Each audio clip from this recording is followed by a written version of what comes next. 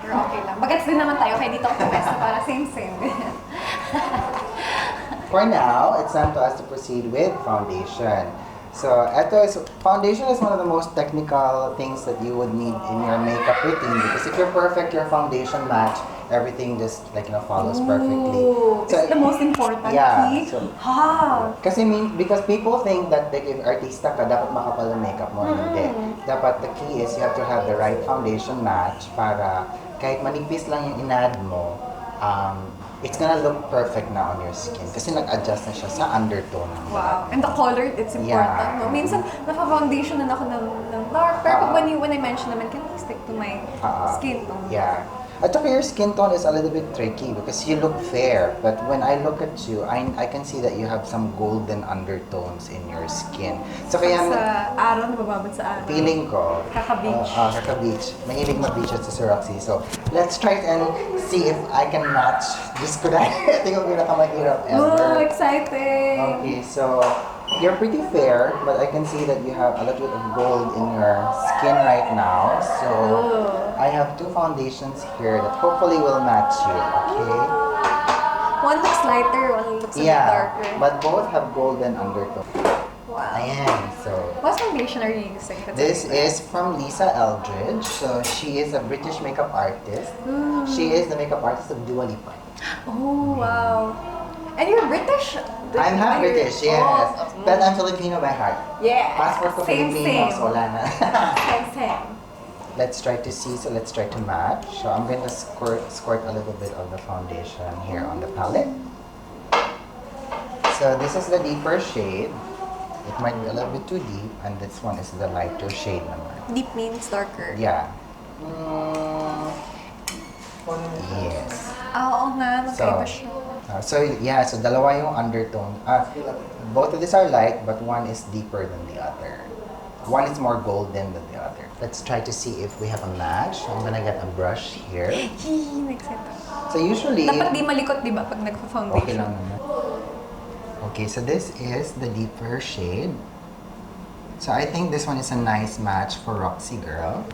Wow, we found it! Look, this one. Ah, that's beautiful. Perfect. Maybe... Okay, let's try the other one. The other one naman is a little bit too light. So if this happens, what we can do is we can mix both of these foundations together. Oh, you can do that. Kasi sometimes wala yung exact na para sa'yo, kaya kailangan maging creative ka. Kailangan ikaw mag-adjust, ikaw mag-mix. At usually naman, also one of my tip, if you love putting on makeup, you have to buy 2 shades of foundation kasi sometimes you are lighter than the usual. So during the summer season, dito sa Pilipinas, you get to be deeper kasi nasa araw, nagsiswimming. Tapos when it becomes like the colder months, the rainy months, you become lighter kasi wala masyadong araw. Kaya pala minsan, isa lang kasing foundation ko. Tapos sasabihin ako, girl, iba yung color ng leeg mo. So, ganun ba? Okay, so nakamix na yung foundation and then let's just start stippling it very lightly into Roxie's skin. I'm excited. Matatakpan na yung pimple ka. And so ano lang naman, like, applying your foundation is just like, very easy. You can either use a brush or a sponge or your fingers. It's really up to you. Pero I noticed yung professionals, parang mas mahilig kayo sa brush. Yeah. Why is that? Well, because we're always touching stuff and then it's also about cleanliness also. At saka it's easier to clean a brush than a sponge. Ganyan. Kasi yung sponge, it sucks up so much product. So it's magastos, sponge. Yes. Ikaw, ano mahilig ka? Do you like sponges? Do you like brushes? I'm sanay with the sponge, pero I thought kasi na kapag brush, kailangan super professional ka. Di Pero I think naman. it's the same thing lang pala. It's the same thing lang. Tinuruan kasi ako before for pageantry. Kung ano yung tinuro sa akin, doon ako nag-stick kasi I don't know wala akong ibang alam. Pero I should watch more videos and it's good na nakapag-lesson ako with you today para at least na-explore ka na, pwede pala mag-brush, pwede pala even the basics. Yeah, kasi pageantry kasi you also have it's also like stage makeup to a certain degree. So, yes. mag-a-adjust ka rin doon. And then na-realize ko parang mas mahirap pa mag-light makeup kaysa mag-pageant makeup. Actually, no? Ang hirap pageant kasi di ba more na more, tapos matatansya mo na kung ano pag sa light, parang hirap. Pati pag wedding, di ba, ang hirap mahirap mag-makeup ng bride. Mahirap maging fresh, in general. Yeah, so I'm just covering like, the red areas of Roxie. So yung sa skin prep kanina, you can really feel na mas ina-absorb na yung foundation sa skin. Mas maganda yung lapag ba yun? Ng foundation or latag. I feel it kind of see it already. Ang smooth ng pagka... Oo. And then if you've noticed in your skin na may konting texture, so that's when you use a sponge. What do you mean texture? Like parang if it's not sitting right kasi feeling ko may sunburn ka. So yan, so this and then sponge. So you just use the sponge and then you just tap the foundation in the areas where may konting texture. I-recreate ko talaga to. Kaya mo yan. Niya ako, mananood ka mamaya. I'll be here with you. I'm so shy. Galing niya mag-makeup, guys. Okay, and then now I'm just going to brush any excess foundation in the under eye area kasi magko-concealer tayo maya-maya. Some people do concealer before foundation. How is it better to use concealer after? It just really depends on your makeup routine. There's no... I see. There's no right and wrong. There's no right or wrong naman. Kasi pag taping, lately na lang din, ako na rin yung nagbe-makeup sa sarili ko. Pero I wanna learn kung paano mas maganda sa camera. Kasi I realize na kapag may ilaw na and everything, parang iba yung lumalabas. Depende din yan sa ilaw eh. Kasi kahit maganda sa personal, parang nawawash out sa ilaw, sa ilaw. Kaya gusto kong Kaya sometimes also, like when you're shooting on, like when you're doing a serye, try to have like a foundation that's a shade darker para kapag nasasalpakan ka na ng ilaw, hindi na masyadong wash out. Oh, I see. Better darker. What's the effect kung sobrang light yung foundation tapos biglang sa ilaw?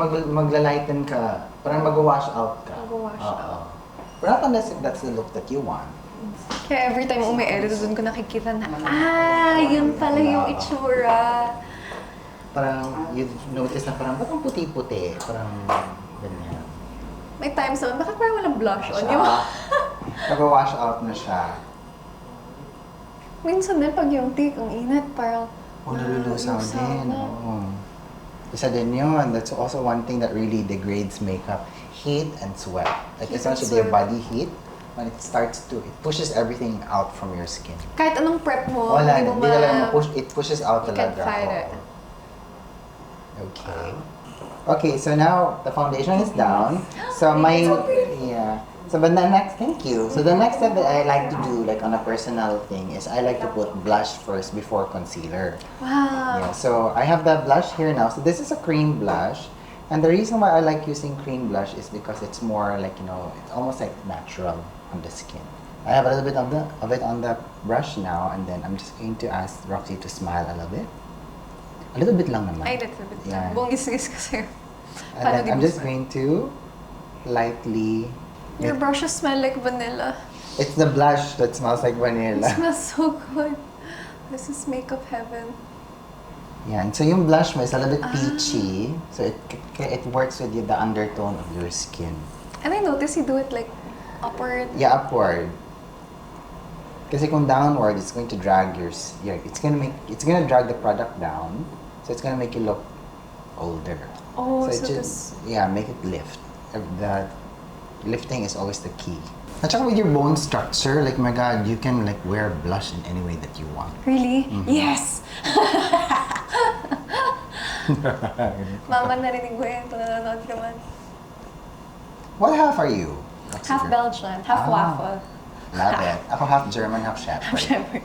Half Spanish, half bread. Ang ganda, parang na ano ngayon. Okay. Bang. Bang. Bang. Okay, next it's time for... What's next? What is it? Oh, concealer? Yes, concealer. Listening. Plus 10 straight to the grade. So I have concealer now. So this one is a little bit lighter, which is great. Wow. So I'm gonna get a little bit of it in the spatula. Tapos I'm gonna put it here at the back of my hand. just to warm up the product. Does the concealer also depend on the color of the skin of the Yes, person? yeah. So this one's a little bit lighter, which is okay because I can also see some lightness in your skin. Yeah. Okay, and with the brush, I'm just gonna tap it here first in the inner corner, just to help brighten everything. Tapos I actually like applying the concealer just a little bit close to the bridge of the nose. If you look at the mirror, like that.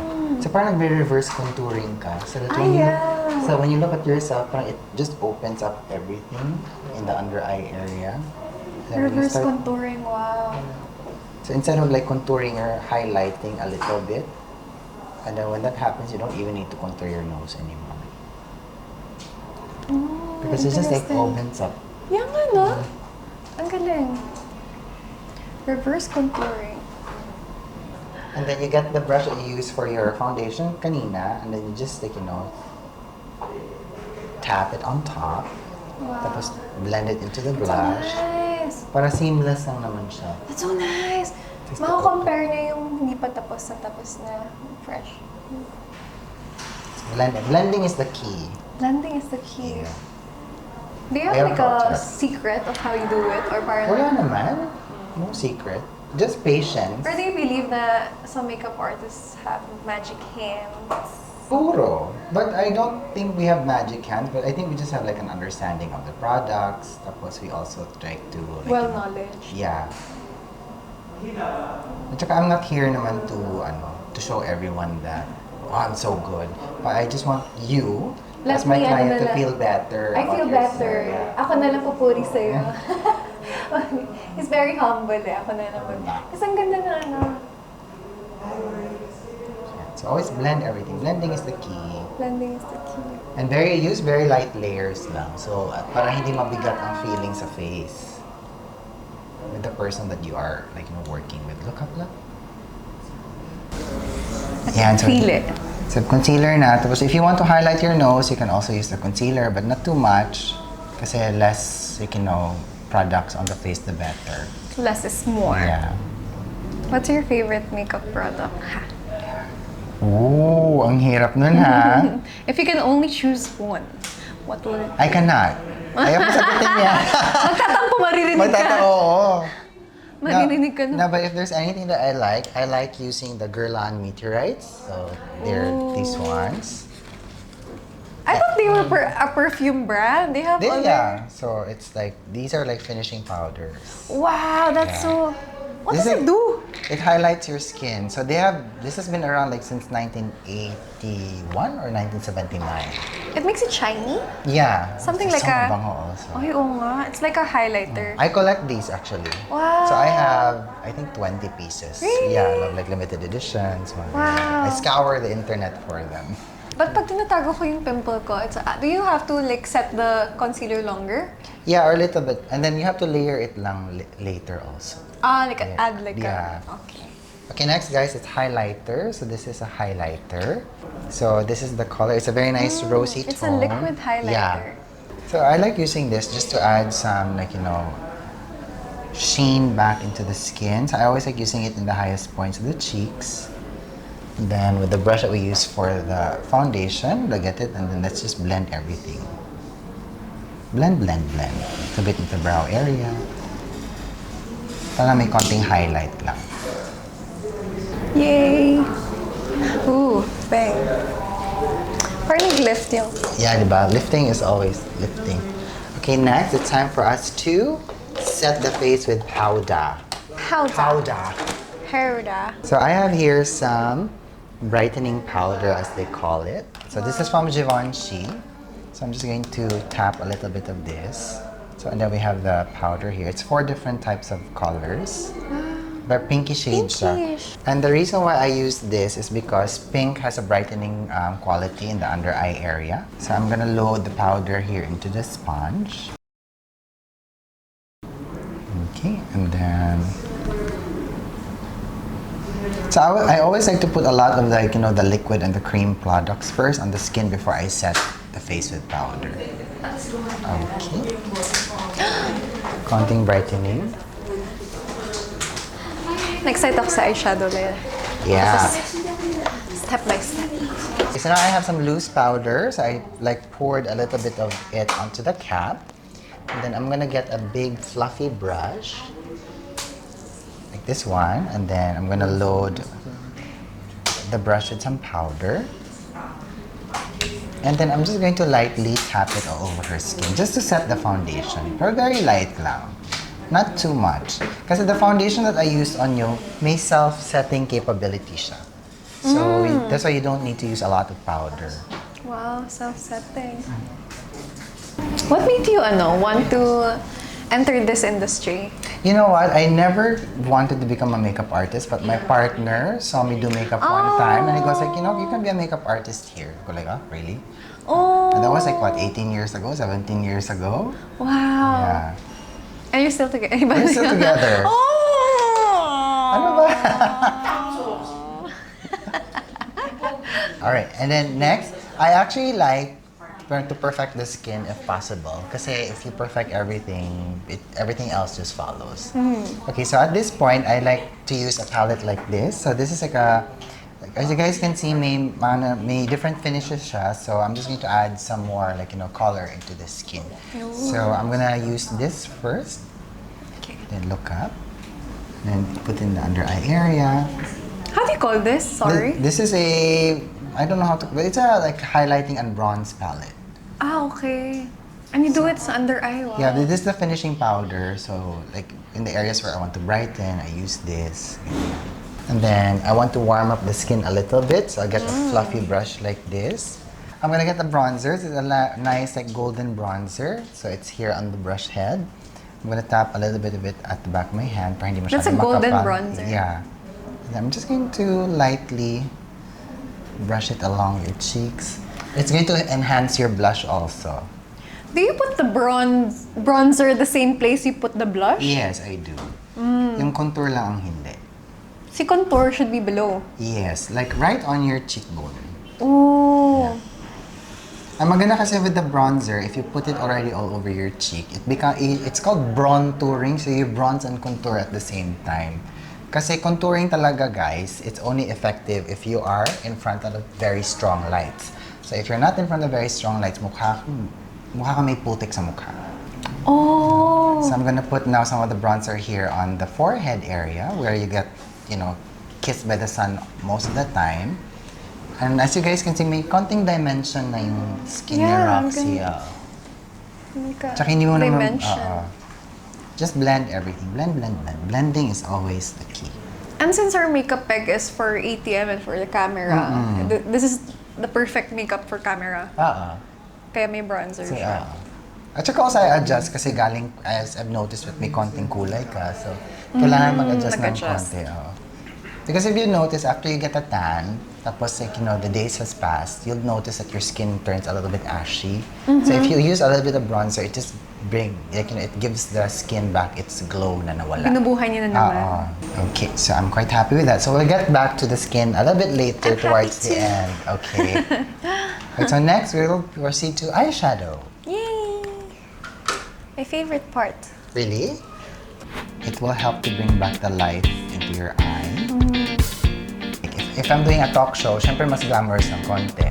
Minsan naging comfortable. Like parang ako, marunong naman ako, but I got comfortable with one look, two looks, kasi yun na yung lagi kong ginagawa.